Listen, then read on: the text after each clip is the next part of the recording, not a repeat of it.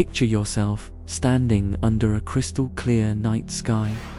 Thousands of stars pierce through the darkness above you. Some shine brilliantly, others barely flicker into view. Now here's the question that haunted humanity for 2,000 years. How far away are they? Not approximately, not guessed, actually measured. For millennia, the answer was simple and terrifying. We had absolutely no idea. Tonight, we're diving into one of astronomy's most fascinating mysteries. A story that spans from ancient Greece to the edge of modern space exploration. A tale of obsession, failure, and ultimately, triumph. And at its heart sits a unit of measurement so strange, so counterintuitive, that it baffles everyone except professional astronomers. Yet it dominates every research paper, every star catalogue, every distance calculation in modern astrophysics. By the time we're done, you'll understand not just what a parsec is, but why a choice made nearly 2 centuries ago still shapes how we measure the universe today. Let's begin. Part 1. Measuring stellar distances, a historical journey. Let's rewind to around 130 BC in the Greek city of Rhodes. An astronomer named Hipparchus is doing something revolutionary. He's cataloguing stars, not casually observing them, but systematically recording their positions, tracking their movements across the sky, documenting their brightness. Over 1,000 stars make it into his catalogue. He measures their locations with remarkable precision for his era. He notes which ones shine brightest, which barely register to the naked eye. But here's what he couldn't do: measure distance. Not to a single one. Hipparchus had no framework for even approaching the question: how far away is that bright star? How far is that dim one? The concepts didn't exist. The tools didn't exist. The mathematics didn't exist. So he did what any reasonable scientist would do when faced with impossible questions. He built a model that fit his observations. That model was elegant in its simplicity. All the stars sit on a giant crystal sphere rotating around Earth once per day. Think about it from his perspective. Every single night, the same patterns appear. The Big Dipper maintains its shape. Orion's belt never shifts. The constellation Cassiopeia keeps its distinctive W formation century after century. Nothing moves relative to anything else in the stellar realm. They're fixed points, locked in place, rotating together as a single unit. The ancient Greeks called this the firmament. The word comes from Latin, meaning to make firm or strengthen. It wasn't just a convenient model. Many believed it was literally real, a solid sphere made of some transparent crystalline substance, with stars embedded in it like jewels in a crown. This sphere sat beyond all the planets: Mercury, Venus, Mars, Jupiter, and Saturn. These wandering stars, as the Greeks called them, clearly moved against the stellar background. They had their own spheres, nested inside each other like cosmic onion layers. But the stars, absolutely fixed. And if you're fixed on a rotating sphere, you're all the same distance away. Problem solved. Distance becomes irrelevant. You don't need to measure it because the answer is identical for every star. They're all on the firmament. Done. Aristotle, writing in the 4th century BC, took this model and wrapped it in philosophy. He argued that everything beyond the moon was fundamentally different from Earth. Down here, we have earth, water, air, and fire. For elements mixing, changing, corrupting. But up there, a 5th element. Quintessence, ether, perfect, eternal, unchanging. The celestial sphere, made of ether, never decays, never alters, never fails. The stars embedded in it share this perfection. This wasn't primitive thinking. It was brilliant reasoning based on available evidence. Think about what they observed. Stars didn't appear or disappear randomly. No novae caught their attention. No supernova exploded into view. Their brightness seemed constant. Their positions remained absolutely fixed relative to each other. For 2,000 years, every observation confirmed the model. The constellations looked identical in 150 AD as they had in 130 BC. Ptolemy, working in Alexandria around 150 AD, created the most comprehensive star catalogue of antiquity. Over 1,000 stars, their positions carefully measured and recorded. He could predict eclipses, track planetary motions, forecast the seasons. His astronomical tables were used for over a millennium, but distance, still unknown, still irrelevant within his model. The firmament held all the answers he needed. Fast forward to the 1600s. Everything changes with one invention, the telescope. Galileo points his crude instrument at the heavens and discovers a universe far richer than anyone imagined. The moon has mountains and valleys. Jupiter has 4 moons orbiting it. Saturn looks odd, almost like it has handles. The Milky Way isn't a glowing cloud but countless individual stars, too faint and close together for naked eyes to separate. Suddenly, the idea of a single crystal sphere makes less sense. How thick is this sphere if some stars appear bright and others require telescopes to see? Maybe they're at different distances after all. Maybe the bright ones are closer, the faint ones farther away. But how do you test this? How do you measure something that might be millions or billions of miles distant? The answer comes from basic geometry. Parallax. Hold your finger up at arm's length. Close one eye, then open it, and close the other. Your finger appears to shift position against the background. That shift is parallax. Your 2 eyes provide 2 different viewing angles. Your brain uses that difference to judge how far away your finger sits. For stars, human eyes are useless. They're too close together. Even viewing from opposite sides of Earth, the baseline is too small. But what about using Earth's entire orbit around the Sun as your baseline? By the mid-1600s, astronomers knew Earth circled the Sun in a roughly circular path. They'd measured the distance to the Sun fairly accurately by observing Venus transiting across the solar disk from different locations on Earth. The orbital diameter came out to about 186 million miles. Here's the concept. Observe a star in January when Earth sits on one side of its orbit. Note its exact position against more distant background stars. Wait 6 months until July when Earth is on the opposite side of the orbit. You're now viewing from 186 million miles away. The nearby star should appear shifted against the distant background. Measure that shift. Apply basic trigonometry. Calculate the distance. Simple, right, wrong, catastrophically, frustratingly, maddeningly wrong. The problem was that even the nearest stars showed shifts smaller than 1 arcsecond.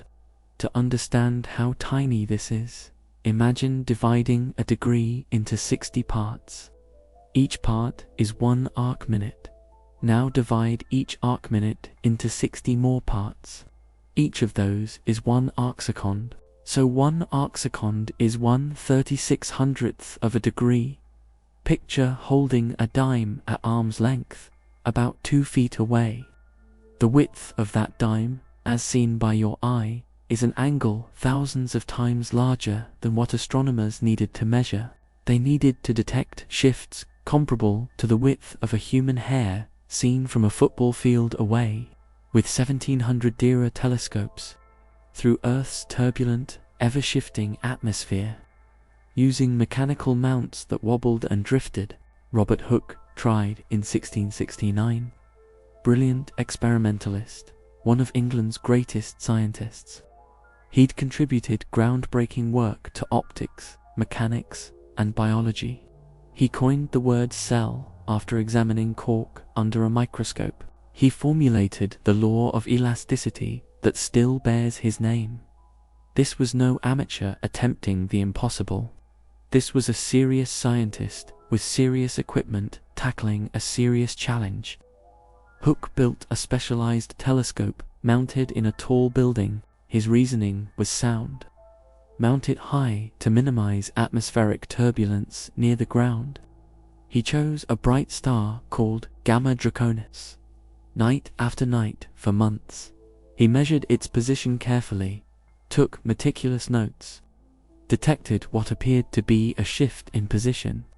Success, or so he thought. He published his findings claiming the first measurement of stellar parallax. The astronomical community celebrated. 2,000 years of mystery solved. Except Hooke was completely wrong. What he'd actually detected was stellar aberration, a totally different phenomenon. Here's what aberration is.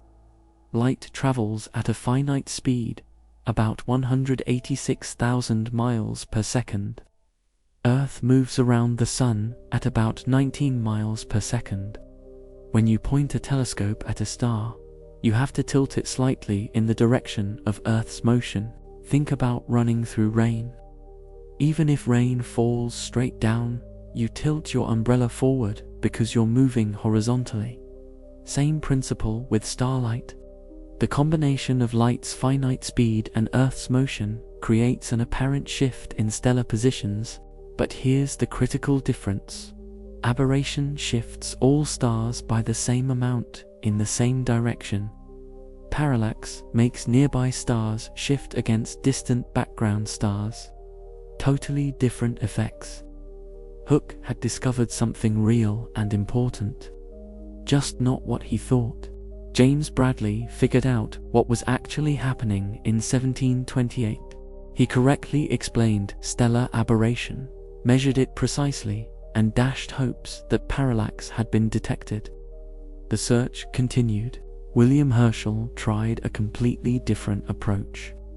Herschel was famous for discovering Uranus in 1781, the first planet found in recorded history. Before Uranus, humanity knew 5 planets: Mercury, Venus, Mars, Jupiter, and Saturn, all visible to naked eyes, all known since ancient times. Herschel's discovery of a 6th planet made him instantly famous across Europe and beyond. He reasoned cleverly about double stars. These are pairs of stars that appear close together in the sky. Maybe, Herschel thought, one star in each pair is much closer to Earth than its companion.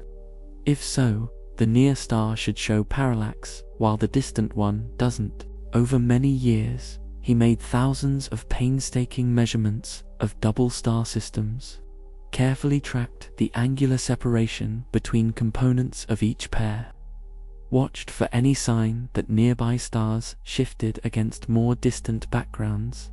He never found parallax. But his work wasn't wasted. Far from it. He discovered something perhaps even more important. Many double stars aren't just chance alignments. 2 unrelated stars that happen to lie along the same line of sight from Earth. They actually orbit each other gravitationally. Physical pairs bound together by mutual attraction, circling their common center of mass. Binary star systems transformed astronomy. By watching how fast 2 stars orbit each other and measuring their separation, you can calculate their masses using Newton's laws of gravitation. This became the primary method for measuring stellar masses. Still is today. Herschel's failed parallax hunt led to one of astronomy's most important discoveries.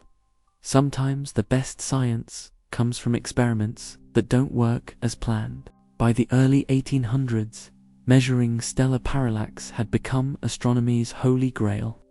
The challenge everyone tackled, the problem everyone failed to solve. It wasn't for lack of trying. Dozens of skilled astronomers across Europe spent years on it. Some claimed success, published measurements that other astronomers couldn't replicate. The claimed distances varied wildly, suggesting none were reliable. The fundamental issue was simple. The distances were too vast, and the required precision too extreme for available technology. Telescopes weren't stable enough. Atmospheric turbulence blurred everything. Temperature changes made metal parts expand and contract, throwing off alignments. Even an astronomer's heartbeat could introduce vibrations large enough to ruin measurements. Observatory foundations settled and shifted with temperature. Wind pushed on telescope tubes. Every error source dwarfed the tiny signal being sought. Enter Friedrich Wilhelm Bessel. Born in 1784 in the town of Minden, in what's now Western Germany, Bessel's path to astronomy was unusual. He didn't start as a scientist. He began his career as an accountant for a trading company. Numbers, ledgers, financial calculations. But in his spare time, he taught himself mathematics and astronomy. Navigation particularly fascinated him. He studied how to calculate positions using astronomical observations. At age 20, purely as a hobby, Bessel calculated the orbit of Halley's Comet using old observations. The work was so good that a professional astronomer, Heinrich Olbers, noticed it. Olbers helped Bessel get a position as an assistant at a small observatory. By age 26, Bessel was appointed director of a new observatory being built in Königsberg. He would spend his entire career there, transforming it into one of Europe's leading observatories through sheer obsessive attention to detail. Bessel became one of the most meticulous scientists of his generation. Precision wasn't just important to him, it was everything. This was an era when many scientists took measurements somewhat casually. Write down whatever the instrument shows. Trust your eyes. Make rough corrections for obvious errors. Move on. Bessel was different. Radically different. He didn't just take measurements. He analyzed every possible source of error. Built mathematical models to account for them. Repeated observations until he was absolutely certain of his results. Checked everything twice, then checked again. Atmospheric refraction particularly concerned him. Air acts like a lens, bending light passing through it. The amount of bending depends on air density, which varies with temperature, pressure, and humidity. Bessel made extensive measurements of these effects, developed correction formulas, measured how his telescope's metal parts expanded and contracted with temperature. A brass tube might expand by a tiny fraction of an inch with a 10-degree temperature change. Sounds negligible, but it's enough to throw off the precise angular measurements needed for parallax. He attached thermometers to his telescope, measured its length at different temperatures, developed correction factors. He tracked mechanical play in his mount, the wobbles in his building's foundation, even the effect of wind pressure on the observatory dome. Every possible source of error was studied, measured, quantified, and accounted for. This level of care was extraordinary for the time, and it was exactly what the parallax problem demanded. In 1837, Bessel decided to tackle parallax directly. But he didn't just point his telescope at the brightest star in the sky. That would be foolish. Brightness doesn't necessarily mean nearness. A luminous star far away can appear bright, while a dim star nearby appears faint. He needed a different criterion for selecting his target. He chose a star called 61 Cygni, located in the constellation Cygnus, the Swan. It's not particularly bright. You need a small telescope to see it clearly. Under dark skies with excellent vision, you might barely glimpse it. Most people would miss it entirely. It's what astronomers call a fifth magnitude star, right at the limit of naked eye visibility. But 61 Cygni had one crucial property that suggested it might be relatively close. It moved, not in the parallax sense. This was proper motion, the star's actual movement through space over time. Most stars have such small proper motions that they appear fixed even over human lifetimes. The constellations look essentially the same now as they did to ancient astronomers 2,000 years ago. But a few nearby stars have measurable proper motion. Think about watching cars on a highway from an overpass. Cars in near lanes seem to zoom past. Distant cars barely seem to move. Same principle in space. Nearby stars moving at typical velocities show larger proper motions than distant stars moving at the same speed. 61 Cygni had one of the largest proper motions known at the time. This strongly suggested it was nearby. Therefore, a good parallax target. From August 1837 through August 1838, Bessel made hundreds of observations. He used a specialized instrument called a heliometer, essentially a telescope with a split objective lens. The front lens is cut in half, and one half can slide sideways relative to the other. This creates two images of whatever you're looking at.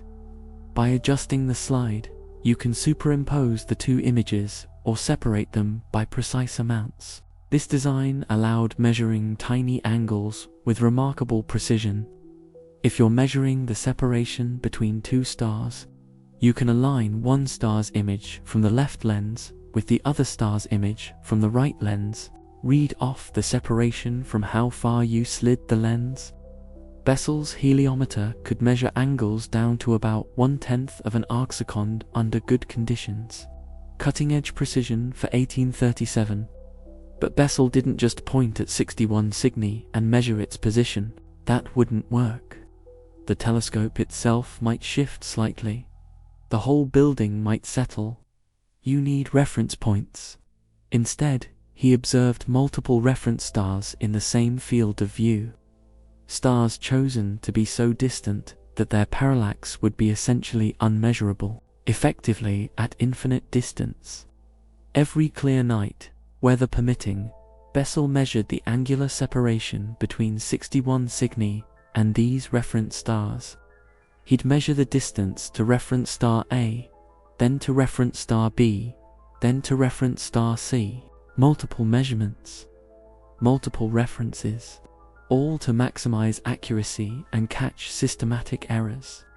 Over months, as Earth moved around its orbit, 61 Cygni traced out a tiny ellipse against the background of reference stars. In January, Earth was on one side of its orbit. 61 Cygni appeared slightly shifted in one direction. In April, Earth had moved a quarter of the way around. The shift changed. In July, Earth was on the opposite side. The shift reversed. By October, the cycle continued. The size of that ellipse directly gave the parallax. But extracting that signal required dealing with a host of complicating factors, each much larger than the effect Bessel was measuring. Atmospheric refraction bends starlight.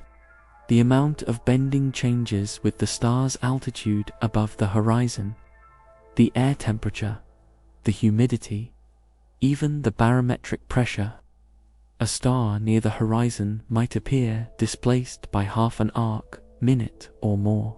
That's 30 arcseconds, about 100 times larger than the parallax Bessel was measuring.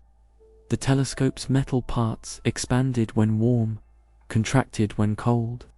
Even a change of a few degrees could shift alignment by amounts larger than the parallax signal. The mount had tiny amounts of mechanical play that changed depending on which direction the telescope pointed. Point east, gravity pulls one way. Point west, Gravity pulls differently, causing small flexures. Earth's axis precesses, like a wobbling top. This causes all stellar positions to drift slowly over time. Tiny effect over 1 year, but Bessel had to account for it. Then there's aberration. The effect Hooke had mistakenly identified as parallax over a century earlier. Aberration makes stars appear shifted in the direction of Earth's motion by about 20 arcseconds, much larger than parallax. Bessel had to calculate and remove this from every measurement he observed at different times of night. Higher in the sky means less atmosphere to look through, less refraction to account for. He recorded air temperature for every observation, measured barometric pressure, even noted wind conditions because wind can shake the telescope and building. He measured his telescope's expansion and contraction with attached thermometers, developed mathematical formulas relating temperature to telescope length, built models of mechanical flexure. Every error source got its own mathematical treatment. Only after accounting for everything else, after months of painstaking analysis, could he isolate the tiny parallax signal buried in the noise. His result, 0.31 for arcseconds of parallax. To appreciate how incredibly small this is, imagine looking at a quarter held at arm's length. The width of that quarter, as seen from your eye, is an angle about 60,000 times larger than what Bessel measured. He was measuring an angle approximately equal to the width of a human hair seen from 300 feet away, or the angle made by a period at the end of this sentence seen from across 3 football fields. From this measurement, using basic trigonometry, Bessel calculated that 61 Cygni sat about 10.3 light-years away. Modern measurements give 11.4 light-years. Bessel was accurate to within about 10%. Extraordinary for 18th. This was revolutionary work. 13 months of nearly continuous observations. Every clear night, dealing with clouds, rain, short winter days in northern Germany. Hundreds of individual measurements. Then months of mathematical analysis, careful consideration of every error source, calculations done entirely by hand using logarithm tables. Electronic calculators wouldn't exist for another century. It's precisely why nobody had succeeded before. The required precision was far beyond what seemed possible with 1838 technology. The measurement sat at the very edge of physical achievability with the best instruments and techniques available, but Bessel managed it through obsessive attention to detail, mathematical skill, and relentless patience. Within months of Bessel's announcement in late 1838, the floodgates opened. Thomas Henderson, a Scottish astronomer working at the Royal Observatory in Cape Town, South Africa, published parallax measurements for Alpha Centauri. Interestingly, Henderson had actually made his observations before Bessel, starting back in 1832. He'd measured Alpha Centauri's position carefully over many months, saw a shift that looked like parallax. But Henderson was cautious, too cautious. He worried about systematic errors, questioned whether his instruments were accurate enough. So he sat on his data, continued analyzing, hesitated to publish. When Bessel's announcement came through in early 1839, Henderson realized his measurements were valid, rushed to publish. His data was actually better than Bessel's in some ways. Alpha Centauri is brighter and closer. The parallax is larger and easier to measure. Alpha Centauri turned out to be even closer than 61 Cygni, about 4.4 light-years away. This is interesting from a history of science perspective. Henderson actually made the first stellar parallax measurements, but Bessel gets credit for the discovery because Bessel published first. This happens in science. The person who publishes first gets credit, even if someone else did the work earlier. It's why scientists rush to publish as soon as they have solid results. Friedrich Georg Wilhelm von Struve, working at the Dorpat Observatory in what's now Estonia, MEASURED, Vega's parallax, shortly after. Vega is much farther, at about 25 light-years. Its parallax even tinier and harder to measure. Struve's measurement was less accurate, but still a genuine detection. Suddenly, after 2,000 years of complete mystery about stellar distances, we had distances to 3 stars. More were coming. Astronomers worldwide began parallax programs. Within a few years, distances to dozens of stars had been measured. By the early 1900s, hundreds. By mid-century, thousands. Each measurement confirmed that stars were scattered at enormous distances, far beyond anything in the solar system. The nearest star, Alpha Centauri, sat 25 trillion miles away, about 270,000 times farther than the Sun. Sirius, one of the brightest stars and fairly close by stellar standards, sat 50 trillion miles away. More distant stars were even farther. This discovery fundamentally changed humanity's understanding of the universe's scale. Before parallax measurements, some astronomers thought the Milky Way might be only a few thousand astronomical units across, perhaps 100 times the solar system's size. After Bessel's work, it became clear the galaxy was millions of times larger. The Sun wasn't at the center of a small stellar system. It was one ordinary star among countless others scattered across distances so vast they defied comprehension. Our sense of cosmic scale expanded enormously. The universe went from being a solar system plus a sphere of stars just beyond the planets, to being a vast space containing objects at distances requiring trillions of miles to describe. Think about what this meant. For all of human history until 1838, the stars were mysteries. Beautiful, distant, unreachable. Poets wrote about them. Sailors navigated by them. Philosophers wondered about them. But nobody knew how far away they actually were. In 1 year of obsessive observation, Bessel changed that forever. He gave humanity its first true cosmic yardstick. But as these measurements accumulated, astronomers faced a practical problem. How do you communicate these enormous distances? Writing out 97 trillion kilometers gets tedious quickly. Scientific papers were filled with huge numbers.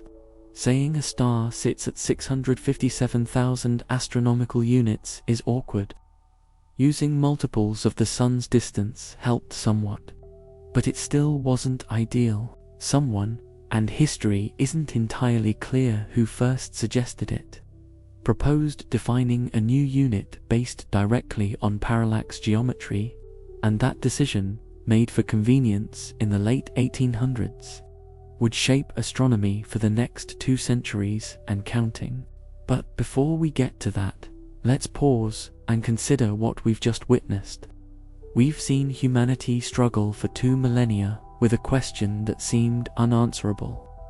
We've watched brilliant minds fail repeatedly, sometimes discovering other phenomena entirely by accident.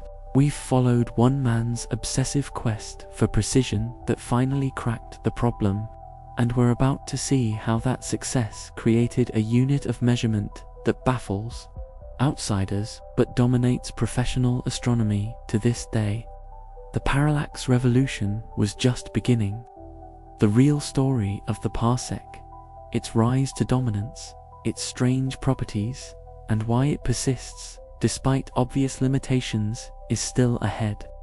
Are you ready to see how a convenient calculation shortcut became an unshakable standard? Let's continue. Part 2. The birth of the parsec unit. Now here's where things get really interesting. Bessel and his contemporaries had finally cracked the cosmic distance code. They could measure how far away stars actually sat. But they faced a new problem, a practical problem that would shape astronomy for the next 2 centuries. How do you write down these distances in a way that makes sense? Imagine you're an astronomer in 1850. You've just spent months measuring a star's parallax. Your result, 0.25 arcseconds. Now you need to convert that to an actual distance. You could express it in miles. That gives you about 78 trillion miles. Try writing that in your research notebook repeatedly. 78 trillion miles. 78 trillion miles. Your hand cramps just thinking about it. You could use astronomical units. The Earth-Sun distance as your baseline. That gives you about 520,000 astronomical units. Still awkward. Still requires massive numbers. Still makes your research papers look cluttered and hard to read. There had to be a better way. And someone, probably multiple people, independently, realized something elegant hiding in the geometry itself. The geometric foundation of distance. Let's build this step by step. Take a right triangle. Simple geometry that every student learns. One side of this triangle, the base, is 1 astronomical unit. The distance from Earth to the Sun. About 93 million miles. That's your measurement baseline. Now imagine a star sitting at the opposite corner of this triangle. The vertex, the angle at that star, measured from one edge of Earth's orbit to the other, is exactly 1 arcsecond. Remember what an arcsecond is. 1 degree divided into 60 arc minutes. Each arc minute divided into 60 arcseconds. So 1 arcsecond is 1/3600th of a degree. Tiny angle. Now use basic trigonometry to solve for the long side of this triangle. The distance from Earth to the star. The calculation involves the tangent function. Without getting into complex formulas, the answer works out to approximately 206,265 astronomical units. Convert that to more familiar units. About 19 trillion miles, or 30 trillion kilometers. That's the distance at which a star would show exactly 1 arcsecond of parallax. They needed a name for this distance. Someone combined 2 words, parallax and arcsecond, mashed them together. Parsec, the name itself, tells you exactly how it's defined. Parallax, arcsecond, simple, direct, memorable. But here's what makes this choice so interesting and so arbitrary. 1 arcsecond was chosen because it's a round number in the angular measurement system humans invented thousands of years ago, not because of any physical significance, not because stars naturally cluster at that distance, not because anything special happens there, purely because ancient Babylonians decided to divide circles into 360 degrees. Think about that for a moment. Around 2000 BC, Babylonian mathematicians developed a base 60 number system. Why 60? Because it has many factors. You can divide 60 by 2, 3, 4, 5, 6, 10, 12, 15, 20, and 30. All give whole numbers. This makes fractions easier, makes dividing circles into halves, thirds, quarters, fifths, and sixths all come out neat. So they divided circles into 360 degrees. That number has even more factors than 60. Divide it by 2, 3, 4, 5, 6, 8, 9, 10, 12, 15, and more. All work perfectly. Then they divided degrees into 60 arc minutes. Each arc minute into 60 arc. This sexagesimal system, based on the number 60, is why we still measure time in 60-minute hours and 60-second minutes. The Babylonians invented it. The Greeks adopted it. It spread throughout the ancient world and persisted to today. But there's nothing physically special about this choice. An alien civilization might divide circles into 400 degrees, or 500, or use a completely different angular system. They might define their version of the parsec based on totally different angular units. The parsec reflects human mathematical preferences, not universal physical laws. No star actually sits at 1 parsec, and here's something that makes the parsec even stranger. Virtually no star sits exactly 1 parsec from Earth. Our nearest stellar neighbor, Proxima Centauri, is about 1.30 parsecs away. According to the latest Gaia satellite measurements, that's the most accurate distance we have, measured to multiple decimal places. The bright star Sirius, prominent in winter skies, sits about 2.64 parsecs away. Vega, one of summer's brightest stars, sits about 7.7 parsecs away. Even Bessel's 61 Cygni, the star that started this whole revolution, sits at about 3.5 parsecs. Not 1 parsec, not 2 parsecs, 3.5. The parsec doesn't mark any natural cosmic boundary. It's not the distance at which any particular physical process occurs. Stars don't start behaving differently at 1 parsec. There's no sphere of special significance at that distance. It's simply the distance that makes parallax arithmetic convenient, defined by an arbitrary angular choice made by ancient mathematicians who knew nothing about stars or space or the vast cosmos beyond Earth. Yet, this arbitrary choice became foundational to modern astronomy. How did that happen? Why did astronomers latch onto this unit so strongly that it dominates the field nearly 2 centuries later? The answer lies in pure mathematical convenience. For astronomers doing parallax measurements every single day, the parsec had one massive advantage over any other distance unit. Measure a star's parallax in artsiconts. Its distance in parsecs is just 1 divided by that number. The relationship is direct and transparent. No complex conversions, no looking up tables, no calculator needed.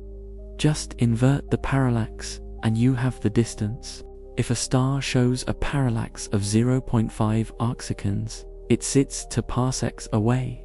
0.25 arcseconds, 4 parsecs. 0.1 arcseconds, 10 parsecs. 0.05 arcseconds, 20 parsecs. You can do this math in your head while working through observations. The relationship is immediate and obvious. The power of mental arithmetic. Imagine you're working through a notebook full of parallax measurements in the late 1800s. No computers, no calculators, just you, your observations, and logarithm tables for complex calculations. Star A shows 0.15 arcseconds of parallax. That's 6.67 parsecs. Star B shows 0.28 arcseconds. That's 3.57 parsecs. Star C shows 0.08 arcseconds. That's 12.5 parsecs. You can process this data rapidly. Check your work mentally. Spot errors immediately. If you accidentally measure 0.5 arcseconds instead of 0.05 arcseconds, the distance comes out to 2 parsecs instead of 20. You instantly know something went wrong that would make the star one of the very nearest in the sky. You'd have noticed it before. Its brightness, its proper motion, everything would have been obvious. Using miles would require multiplying by enormous conversion factors every single time. Using astronomical units would require dividing by 206,000 every time. Using light years would require multiplying by about 3.26 every time. Each calculation is an opportunity for arithmetic errors. Writing down wrong numbers, misplacing decimal points, making mistakes that propagates through all your subsequent work. The parsec eliminates that friction. It flows directly from the measurement technique itself. Parallax in arcseconds converts to distance in parsecs through simple inversion. For astronomers processing hundreds or thousands of measurements by hand, which is what they did before computers, this directness was invaluable. It saved hours of work. It prevented countless errors. It made the entire enterprise of mapping stellar distances practical. By the late 1800s, astronomers had measured parallaxes for dozens of stars. Each measurement confirmed the parsec's utility. Each calculation reinforced how natural this unit felt when working with parallax data. It wasn't an official decision by any committee or scientific organization. No astronomical society held a vote. No international conference decreed that parsecs should be standard. It happened organically, naturally, inevitably. Because it was genuinely useful, astronomers started using it in papers because it simplified their work. Other astronomers reading those papers adopted it because it made the results easier to understand. Catalogs started listing distances in parsecs. Textbooks explained the concept. Students learned it, became professionals, taught it to their students. By 1900, it had become the default unit for stellar distances in professional astronomy, scaling up to the universe. But as astronomy advanced, as telescopes grew larger and observations reached deeper into space, single parsecs became inadequate. By the early 1900s, astronomers were measuring distances to star clusters, collections of thousands or millions of stars bound together by gravity. These clusters sat hundreds or thousands of parsecs away. Writing 3,000 parsecs repeatedly was tedious, so they borrowed the metric system's prefixes, invented the kiloparsec. 1,000 parsecs, a typical globular cluster, a spherical collection of hundreds of thousands of old stars, might sit 15 kiloparsecs away. The center of our Milky Way galaxy sits about 8.2 kiloparsecs from Earth, 26,000 light-years in more familiar terms. But astronomers think in kiloparsecs, say 8.2 kiloparsecs in conversation. Write it in papers. Use it in calculations. Then came the 1920s. Edwin Hubble made one of astronomy's greatest discoveries. Those fuzzy spiral nebulae that astronomers had been cataloging for decades weren't gas clouds within our galaxy. They were separate galaxies, island universes containing billions of stars, located at staggering distances, millions of parsecs away, maybe even tens or hundreds of millions of parsecs. Hubble's discovery came from observing Cepheid variable stars in the Andromeda Nebula. These are stars that pulsate with regular periods, getting brighter and dimmer in predictable cycles. Henrietta Leavitt had discovered in 1912 that Cepheids with longer pulsation periods are intrinsically brighter. This relationship let astronomers use Cepheids as standard candles, measure the period, determine the true brightness, compare to how bright it appears, calculate the distance, using the 100-inch telescope on Mount Wilson, at the time the largest telescope in the world. Hubble could resolve individual stars in Andromeda. Some were Cepheid variables. He measured their periods, determined their true luminosities, compared to their apparent brightnesses from Earth, calculated the distance. The answer came out to about 280. Modern measurements give about 780 kiloparsecs. Hubble's initial distance was too small by almost a factor of 3. But it was still clearly far beyond the Milky Way's boundaries. The Andromeda Galaxy, the nearest large spiral galaxy to the Milky Way, sits about 780 kiloparsecs away. That's 780,000 parsecs, Writing that number repeatedly was tedious. So astronomers invented the megaparsec, 1 million parsecs. Andromeda is 0.78 megaparsecs away. Other galaxies turned out to be even farther. The Virgo cluster of galaxies sits about 16 megaparsecs away. The Coma cluster sits about 100 megaparsecs. Hubble discovered that the universe was expanding, carrying distant galaxies away from us at speeds proportional to their distance. He discovered this relationship in 1929. It revolutionized our understanding of the cosmos. The gigaparsec era arrives, as observations pushed even deeper, revealing the large-scale structure of the universe itself. The gigaparsec emerged. 1 billion parsecs. Distant galaxy clusters sit at distances measured in hundreds or thousands of megaparsecs. The edge of the observable universe, the farthest distance from which light has had time to reach us since the Big Bang, sits about 14 gigaparsecs away in certain coordinate systems. We took a unit originally based on a convenient angular measurement for nearby stars, kept multiplying it by thousands. Because the universe kept getting bigger in our observations, at each stage, the parsec stuck around. Simply because converting everything to a new unit would have been more work than just adding a prefix. The infrastructure was already built around parsecs. All the formulas assumed parsecs. All the catalogues used parsecs. All the mental habits of astronomers were calibrated in parsecs. Switching would have required coordinated effort across the entire field for unclear benefit. Why change something that works?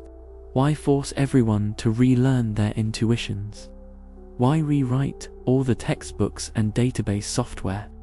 The parsec became entrenched through sheer momentum, first choice advantage.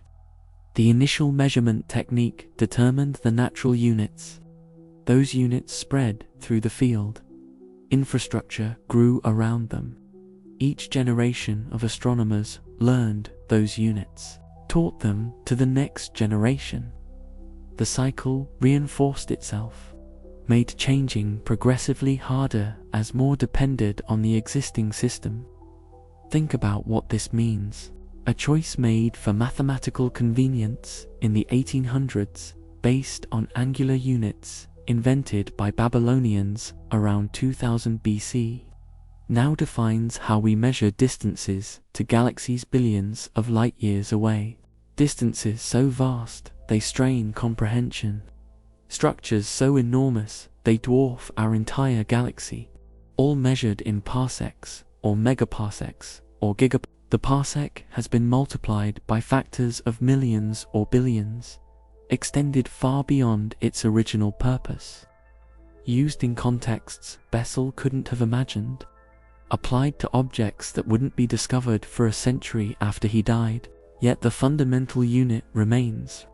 1 arcsecond of parallax, 1 parsec of distance. The ghost of ancient Babylonian mathematics haunting modern cosmology. But here's the fascinating tension. While professional astronomers universally adopted parsecs, popular science went a completely different direction.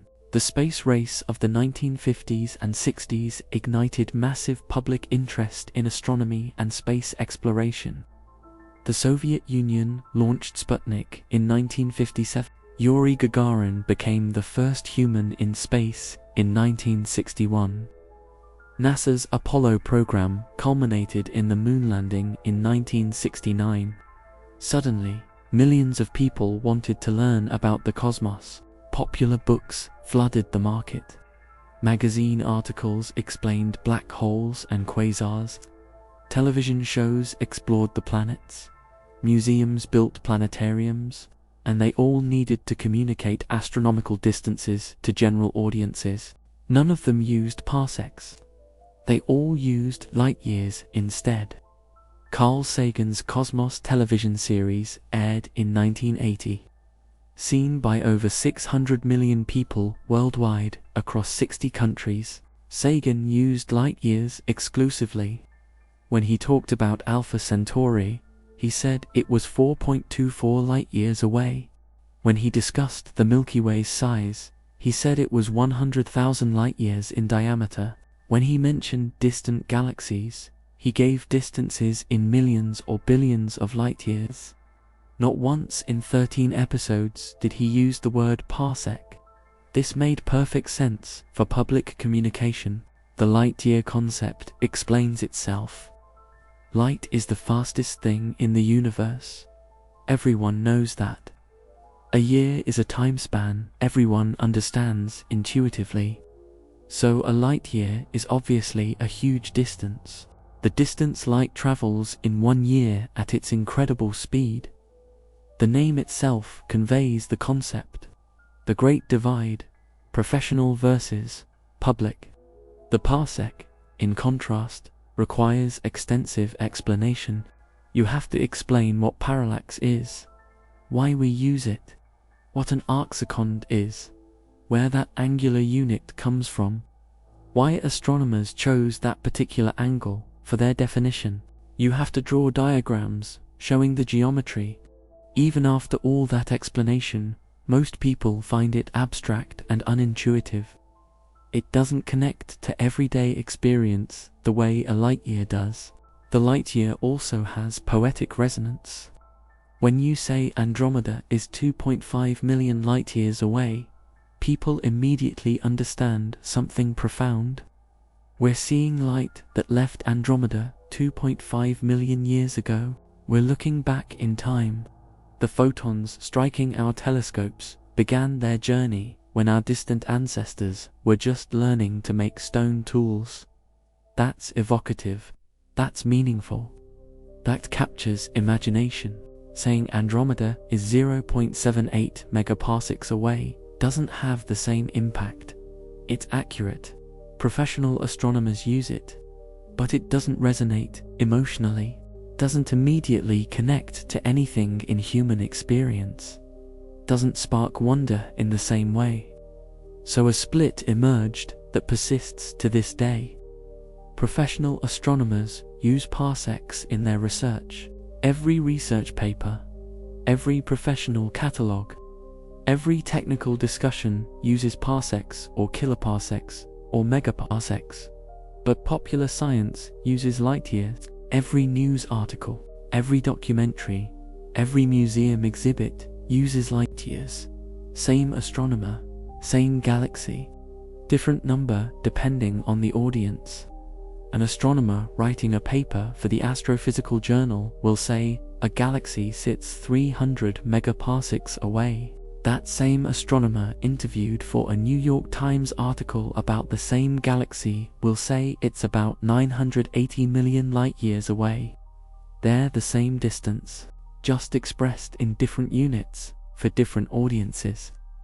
The conversion factor is about 3.26 light-years per parsec, so you multiply or divide by that number depending on which direction you're converting. Both communities have legitimate reasons for their choices. Astronomers keep using parsecs because it connects directly to their measurement techniques. Because their entire infrastructure assumes parsec units. All their databases store distances in parsecs. All their software expects parsec inputs. All their formulas are written with parsecs. Switching would require changing millions of lines of code, reformatting countless databases, rewriting textbooks, retraining everyone's intuitions. The costs would be enormous. The benefits, unclear. So nothing changes. The parsec persists. Popular science keeps using light years because audiences find them more understandable. Because the name itself is evocative and memorable. Science communicators want to engage people's imaginations, want to make astronomy accessible and exciting. Saying a star sits for light years away makes people think about light traveling for 4 years. That's interesting. That's thought-provoking. That's something you can visualize. Saying the same star sits 1.3 parsecs away sounds technical and dry. Sounds like something only specialists would care about. Sounds like jargon deliberately designed to keep outsiders out, even though that's not the intention. Even though astronomers use parsecs for good, practical reasons, the perception remains. Parsecs feel like insider language. Light years feel accessible. This dual system creates confusion. People reading popular astronomy books think in light years. Then, if they take an astronomy course or try to read research papers, suddenly everything is in parsecs. They have to learn the conversion factor. Mentally convert while reading. It's a barrier to engagement with professional astronomy. A speed bump that slows down anyone trying to transition from casual interest to serious study. But both systems persist because both serve their communities well. Professional astronomers need parsecs for their calculations. General audiences need light years for their understanding. Neither side shows any sign of budging. The split seems permanent, built into the very structure of how astronomy interfaces with the broader world, and that split, that tension between professional practice and public communication, reveals something deep about how science actually works. Science isn't just about discovering truth, it's about communicating that truth, building communities around shared understanding, developing tools and languages that let practitioners work efficiently. Sometimes those tools and languages create barriers. Sometimes they make knowledge less accessible to outsiders. But they also make the work possible in the first place. The parsec is one of those tools. Strange to outsiders, unintuitive to anyone not trained in astronomy, but familiar and functional for those who use it every day. And as we're about to see, it's not going anywhere. Despite its quirks, despite its arbitrary origins, despite the confusion it creates, the parsec is here to stay. The question is, why? What makes it so sticky? What prevents change even when many astronomers admit alternatives might be better in some ways? That's what we're exploring next. The infrastructure, the momentum, the collective action problems, the sheer weight of accumulated practice that makes the parsec feel permanent. Are you ready to see how a convenient shortcut became an unshakable standard? Let's dive deeper. Part 3. The cosmic distance ladder and infrastructure lock-in. Here's where the parsec's dominance becomes truly unshakable. It's not just that astronomers prefer it. It's that the entire structure of cosmic distance measurement is built on it, layer upon layer, each technique calibrated using the one below, and at the very foundation sits parallax, measured in arcseconds, converted to parsecs. Everything else traces back to that. Think of it like a ladder reaching into the cosmos. Each rung extends your reach farther, but every rung depends on the rungs below for support. Remove the bottom rung and the whole structure collapses. The parsec isn't just the first rung, it's the material the entire ladder is made from. The foundation, parallax, and the first rung. The bottom rung is pure geometry. Parallax measurements give direct distances based on triangulation. No assumptions about stellar physics required. No models of how stars shine. Just measure angles and calculate distances. Pure, reliable, fundamental. With ground-based telescopes looking through Earth's turbulent atmosphere, parallax worked reliably out to maybe a few hundred parsecs. For most stars, much less. Then came the Gaia satellite, launched in 2013 by the European Space Agency, operating above the atmosphere, measuring positions with incredible precision, microsecond accuracy for bright stars. That's 1/1,000,000th of an arcsecond. This extended reliable parallax measurements to several thousand parsecs for bright stars. By 2022, Gaia had released data on over 1.8 billion stars. This is the most comprehensive map of our galactic neighborhood ever created. Distances, positions, motions, colors, spectra, all in parsecs. Every single distance in the Gaia catalog is reported in parsecs. Not because of tradition alone, but because Gaia fundamentally measures parallax. The satellite's primary output is parallax measurements in arcseconds. Converting those to parsecs is trivial. 1 divided by the parallax. That's it. Converting to any other unit requires additional steps, additional opportunities for error. More importantly, Gaia was a multi-billion-dollar mission, developed over 2 decades by hundreds of scientists and engineers. The entire data processing pipeline was built around parsecs from the start. All the software that reduces raw measurements to final catalog values, all the analysis tools astronomers use, everything assumes parsecs. The second rung, spectroscopic methods. The second rung uses spectroscopic parallax. Terrible name, has nothing to do with actual parallax, should be called spectroscopic distance estimation. The technique analyzes a star's spectrum to determine what type of star it is. Hot, massive stars have different spectral features than cool, low-mass stars. By examining spectral lines, you can classify the star and estimate its intrinsic brightness. Compare that intrinsic brightness to how bright it appears from Earth. Calculate the distance. This works out to tens of thousands of parsecs, but here's the key point. To calibrate spectroscopic parallax, you need to know the actual distances to reference stars. How do you get those distances? Parallax. Geometric parallax measured in parsecs. The entire technique stands on that foundation. Uses parsec distances to calibrate the relationship between spectral type and luminosity, then applies that calibrated relationship to more distant stars. Outputs distances in parsecs because that's what the calibration used. The parsec propagates up the ladder naturally. The third rung, Cepheid variables. The third rung uses Cepheid variable stars.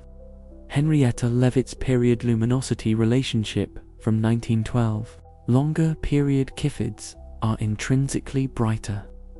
Measure the period, determine true brightness, compare to apparent brightness, calculate distance. Cepheids are luminous enough to see in other galaxies. This extends measurements to millions of parsecs. But again, calibration requires knowing distances to nearby Cepheids. How do you get those? Parallax for the very nearest ones. Spectroscopic methods for slightly more distant ones. Both measured in parsecs. The Cepheid relationship is calibrated using parsec distances applied to distant galaxies. Outputs megaparsec distances because that's the natural unit given the calibration. Edwin Hubble used this technique in the 1920s, found Cepheids in Andromeda, measured their periods, calculated the distance, about 780 kiloparsecs in modern measurements, proved Andromeda was a separate galaxy. Revolutionary discovery. Changed our understanding of the universe's scale, all measured in parsecs. The fourth rung, type Ia supernova. The fourth rung uses type Ia supernova, exploding white dwarf stars in binary systems. The white dwarf pulls matter from a companion until it exceeds about 1.4 solar masses, the Chandrasekhar limit. At this mass, carbon fusion ignites explosively. The star detonates. Because all type Ia supernova reach roughly the same mass before exploding, they reach remarkably consistent peak brightnesses. When you see a type Ia supernova in a distant galaxy, you know roughly how bright it truly was. Compare to how bright it appears. Calculate distance. Type Ia supernovae are extraordinarily luminous at peak. They can be seen billions of parsecs away, extending measurements across a significant fraction of the observable universe. This is how we measured cosmic acceleration, discovered dark energy. In the late 1990s, 2 teams measured distances to distant supernovae compared to their redshifts, found the universe's expansion is accelerating. This discovery won the 2011 Nobel Prize in Physics. Every distance measured in megaparsecs or gigaparsecs, because that's how the distance ladder works. But type Ia supernovae need calibration too. How do you know their true brightness? By observing them in galaxies whose distances you know from kifids. How do you know those kifid distances? From parallax and spectroscopic methods. Everything traces back to parsecs. The entire cosmic distance ladder is built on that foundation. Harvard computers and the human element. Behind this infrastructure were people, often overlooked people. Edward Pickering at Harvard College Observatory hired a team of women in the late 1800s. Called them computers because their job was to compute stellar properties from photographic plates. These women, despite being paid far less than male astronomers and often receiving no formal credit, made crucial discoveries. Annie Jump Cannon classified over 350,000 stellar spectra, developed the classification system still used today.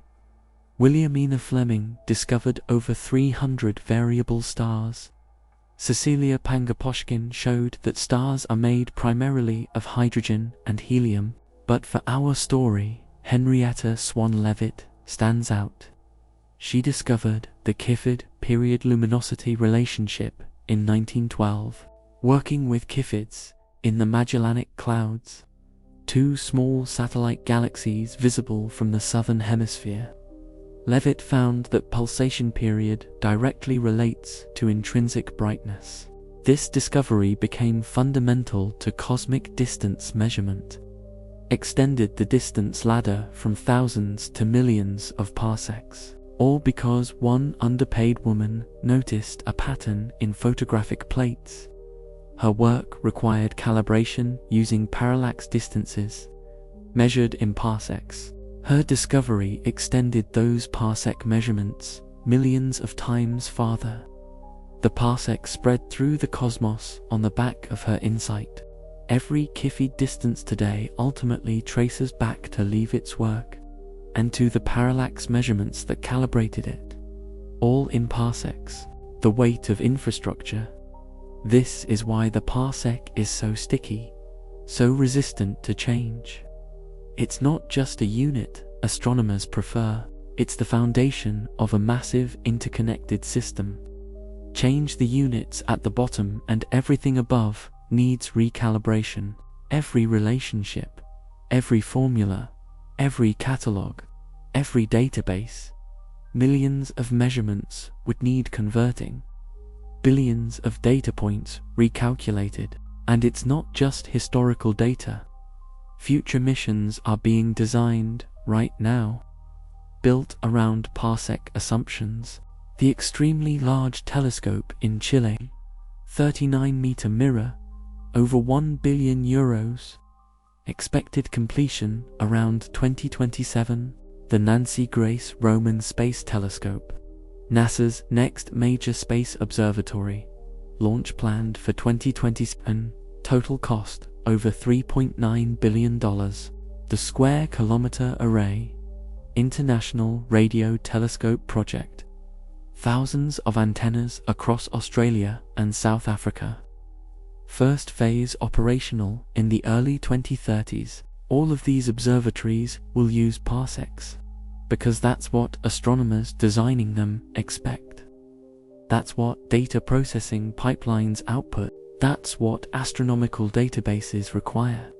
The parsec is locked in not just by history but by future commitments. Each new catalogue adds to the accumulation. Each new survey builds on previous distance scales.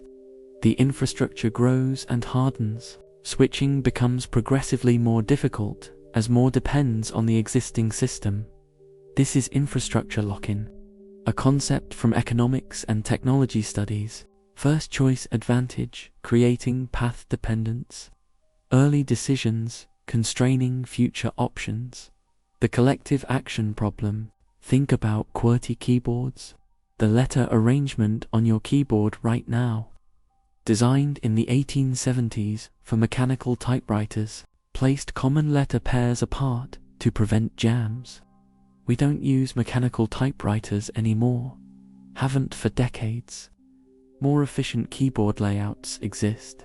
Dvorak, Colmac, others designed for modern typing. Studies show they can be faster and more comfortable. So why does everyone still use QWERTY? Because everyone already knows QWERTY. Billions of people learned it. Switching would require retraining everyone, replacing every keyboard, updating every device, changing every typing class. The individual benefits of switching don't justify the personal cost. Even though collectively we might all benefit from a better system, the parsec faces the same collective action problem. Individual astronomers have little incentive to deviate from standard practice. Submit a paper using light years or meters when everyone else uses parsecs. Reviewers flag it as non-standard. Request conversion to parsecs. Database managers might hesitate to ingest data using non-standard units. They'd need to verify units are correctly flagged. Ensure conversion factors apply correctly. It's easier to require standard units. Everyone might benefit if everyone switched to more accessible units. But nobody wants to be first, because doing so creates individual costs through friction with existing infrastructure. The group would benefit from coordination, but individuals are punished for deviating unilaterally. Classic collective action problem, and it keeps the parsec entrenched despite acknowledged limitations. The Gaia mission alone has probably ensured parsec dominance for at least another 50 years. Too much infrastructure depends on it now. Too many people have learned to think in parsecs. Too many tools assume parsec inputs. Switching would require massive coordinated effort across the global astronomy community for benefits that remain unclear and disputed. So the parsec persists, not because it's optimal, not because it marks natural boundaries, not because it's intuitive or accessible, but because it's established. Because the costs of switching are high and concentrated on those doing the changing, while benefits are diffuse and uncertain. And because every new mission, every new catalogue, every new generation of astronomers reinforces the existing system, we've climbed the cosmic distance ladder. Seen how each rung depends on parsecs. Watched infrastructure accumulate and harden around this unit. Now we need to confront the consequences. What happens when professional astronomy and public communications speak different languages? What barriers does this create? And is there any path forward that might bridge this divide? That's where we're heading next. Part 4. Professional astronomy versus popular science, the Great Divide. Here's where things get really messy. We've got two parallel universes operating simultaneously. Professional astronomers speaking one language, the public hearing another. Same discoveries, same galaxies, same cosmic wonders, but described in completely different terms. And this split creates real problems that affect how people engage with astronomy. When one astronomer uses two languages, picture this scenario. An astronomer discovers a new exoplanet orbiting a distant star. She writes a research paper for the Astrophysical Journal. Lists the star's distance as 12.5 parsecs. Standard practice. Expected format. Peer reviewers wouldn't bat an eye. A week later, that same astronomer gets interviewed by National Geographic about the discovery. She tells them the star is 40.8 light-years away. Same distance, different number, different unit. Why the switch? Because she knows her audience. Professional astronomers expect parsecs. They think in parsecs. Their software uses parsecs. Their databases store parsecs. But general readers don't know what a parsec is. Wouldn't understand it, even with explanation. So she translates, multiplies by 3.26, converts to light years, makes the discovery accessible. This happens constantly. Every press release, every public lecture, every museum exhibit. Astronomers mentally convert on the fly. It's so automatic, they barely notice doing it, but it creates a strange duality. The same person effectively speaking to different languages, depending on who's listening. Light years win hearts, parsecs win calculations. Light years have enormous advantages for public communication. The name explains itself. Light, the fastest thing in existence, traveling for 1 year. Everyone grasps the basic concept immediately.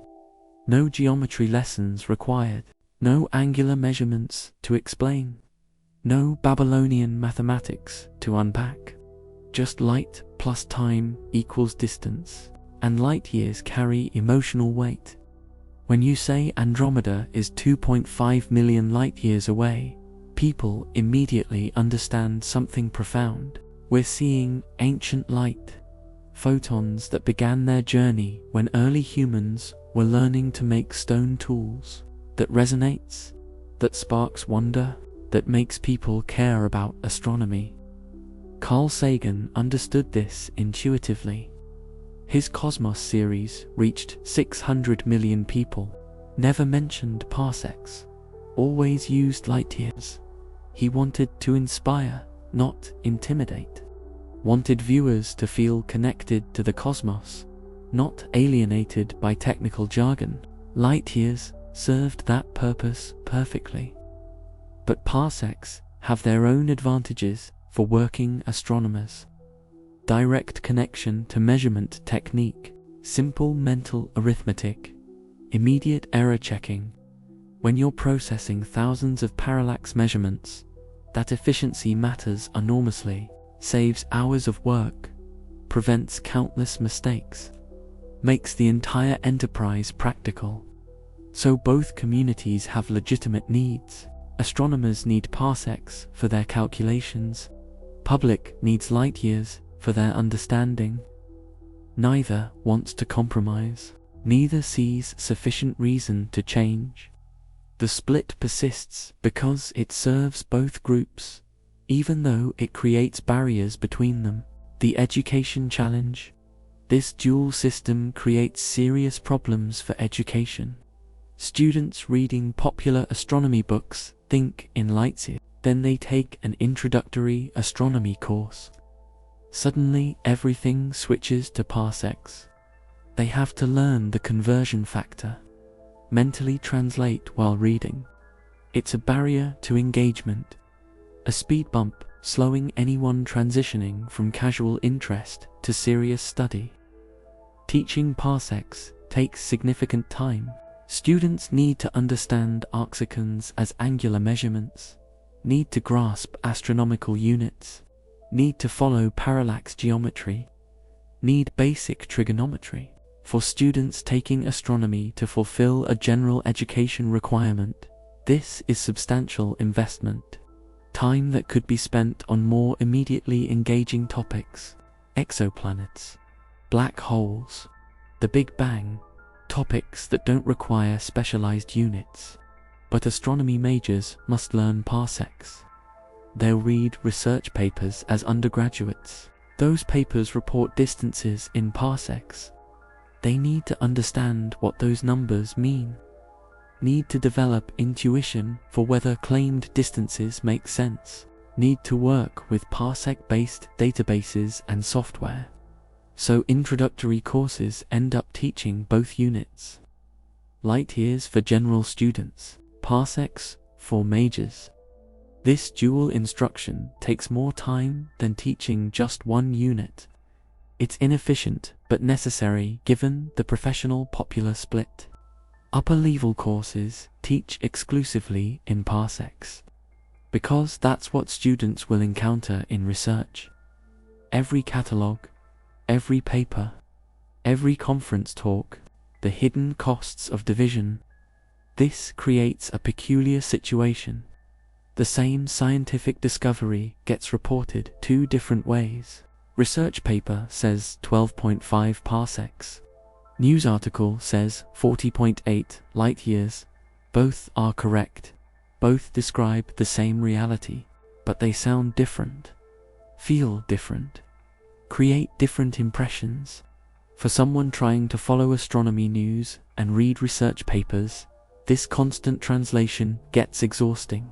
You develop a feel for light-year distances from popular sources, then have to recalibrate entirely when reading professional literature. Your intuitions don't transfer. 40 light-years sounds far. 12 parsecs sounds close, but they're identical. The barrier isn't insurmountable. Plenty of people make the transition. Professional astronomers all learned parsecs at some point, developed intuition through practice, but it's still a barrier, still an unnecessary complication, still something that makes astronomy slightly less accessible than it could be. And here's the fundamental tension: science should be accessible. Knowledge should be shared. Discoveries should inspire everyone, not just specialists. But science also needs efficient tools. Practitioners need units that make their work easier. These two needs sometimes conflict. The parsec light-year split embodies that conflict perfectly. Efficiency versus accessibility. Professional practice versus public engagement. Neither side willing to yield. Part 5. Modern Cosmology, Challenges, and the Future. We've reached the edge of our cosmic journey, where the parsec meets modern cosmology, where Einstein's curved spacetime complicates everything, where the very meaning of distance becomes ambiguous, and where we must confront the question: will the parsec last another century? Or are we finally approaching the breaking point, when distance loses meaning? At cosmic scales, measuring billions of parsecs away, distance becomes weirdly complicated. Einstein's general relativity taught us that mass and energy curve spacetime. Light doesn't travel in straight lines through the universe. It follows curved paths through warped spacetime. The simple geometric definition of the parsec assumes flat space. But space isn't flat when you're measuring across the entire observable universe. Worse, the universe is expanding. When you observe a galaxy 10 billion light-years away, you're seeing light that left 10 billion years ago. During that time, space itself expanded. The galaxy has moved farther away during the light's journey. So what's the distance? How far away was it when light left? How far is it now? How far would it be if you could freeze the universe and measure? Cosmologists actually use 3 different distance definitions.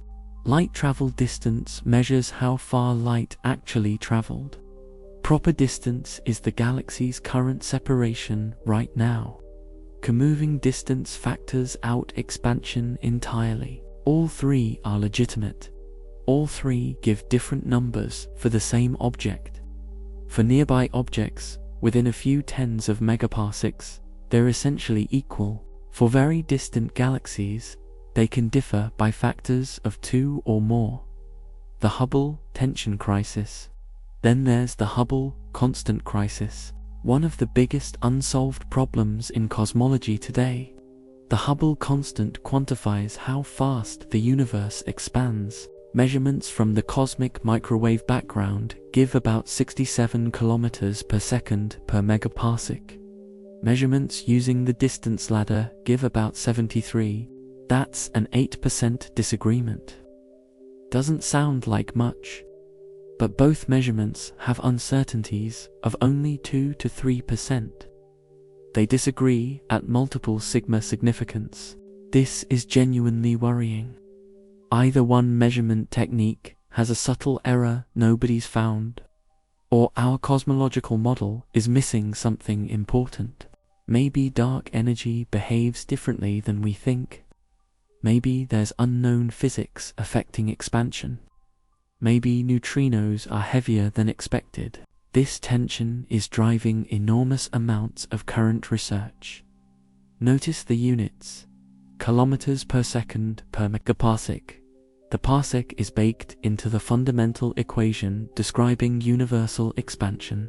You could convert to other units. Some cosmologists use inverse gigayears, but most stick with kilometers per second per megaparsec because that's how we measure it. Galaxy velocities in kilometers per second from spectroscopy, distances in megaparsecs from the distance ladder, interdisciplinary friction. The parsec creates real problems when astronomers collaborate with other fields. Gravitational wave astronomy brings together observational astronomers, theoretical physicists, experimental physicists, and computer scientists. Physicists model gravitational waves using general relativity in SI units, meters and seconds. Their simulations output distances in meters, but astronomers analyzing host galaxies expect megaparsecs. Every interface requires conversion. Every conversion is a potential error source. The Mars Climate Orbiter disaster in 1999 stands as a warning. Lost because one software component used pound-for-seconds, another expected newton-seconds. Nobody caught the discrepancy. The spacecraft burned up in Mars's atmosphere. $327 million lost to a unit conversion error. That's extreme, but it illustrates real dangers of multiple unit systems. The path forward. So what's the future? Will parsecs dominate for another century? Or might something finally change? My prediction: parsecs remain dominant in professional astronomy, but with better software infrastructure, making unit choice less constraining. Major surveys launching now will produce parsec-based data analyzed for decades. The Vera Rubin Observatory starts operations in 2025. Will survey the entire visible sky repeatedly for 10 years. All distances in parsecs. By mid-century, we'll have another generation of parsec-based catalogs, accumulated on top of Gaia, Sloan, and hundreds of earlier surveys. The infrastructure will be even larger and more entrenched than today, but simultaneously, better software will make units more transparent. Data visualization tools will convert seamlessly. Analysis pipelines will accept any reasonable unit. Machine learning systems will learn user preferences. The parsec will remain astronomy's native language, but it'll become less of a barrier because translation will be automatic and invisible. Young astronomers in 2075 will still learn parsecs. Graduate programs will teach parsecs because the literature uses them. But those same astronomers will have tools making cross-field collaboration easier, making public communication smoother, making the unit choice matter less in practice. The deeper lesson: the parsec story reveals something profound about how science actually works. Scientific standards aren't always chosen for optimal reasons. They reflect historical accidents, social factors, infrastructure investments, first-mover advantages, path dependence. Early choices constrain future options, lock in systems that become progressively harder to change. This pattern appears everywhere. Languages contain arbitrary features persisting because millions speak them. Technology standards reflect early designs rather than optimal solutions. QWERTY keyboards, railroad track widths, legal precedents from centuries ago. Every standardized system carries historical baggage. The parsec is astronomy's historical baggage. Strange to outsiders, arbitrary in its foundations, but functional enough that nobody sees sufficient reason to change. And with each passing year, with each new telescope designed, with each new catalogue published, it becomes more entrenched, more permanent, more inevitable. So next time you read about a galaxy millions of parsecs away, remember, you're witnessing history in action. Seeing ancient Babylonian mathematics, Bessel's obsessive measurements, Levite's brilliant insights, Gaia's precise observations, all compressed into a single number, all encoded in one strange unit that refuses to die. The parsec endures, not because it's perfect, but because it's good enough, and because changing would cost more than anyone's willing to pay.